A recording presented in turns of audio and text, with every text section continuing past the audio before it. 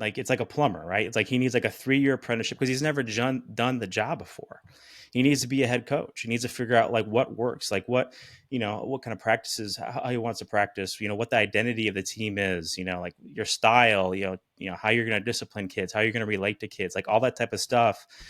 Coaches usually work out in lower levels, whether it's D2 or, MAC schools or, lesser Big Ten schools. Like Notre Dame is a huge brand that still comes with a bunch of obligations. Like, he's out there still throwing first pitches to Yankees fans and stuff. It's like, Yeah, along with which all the is other stuff that cool, but modern day like, football brings. So yeah, what my point like, is, I think you have to give him 5 years. I think, like the NIU thing like that. I mean, that should piss everyone off. And like that, there should be no more, tomfoolery, if you will, from here on out. Like I want to see improvement, but like I think hiring him in the first place, you had to come up with a 5-year plan for this guy.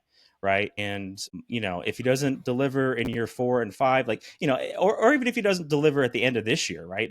If things go terrible this weekend against Louisville and, they lose there and they lose a let's couple think more about it. games, like, yeah, I mean, like 7 and 5, I think that's probably fireable because you're not going in the right direction, but I just don't think they're going to do it. Like, the leadership doesn't have the will to do it. Notre Dame's still making too much money. They're signing new contracts bigger than ever with Under Armour and NBC.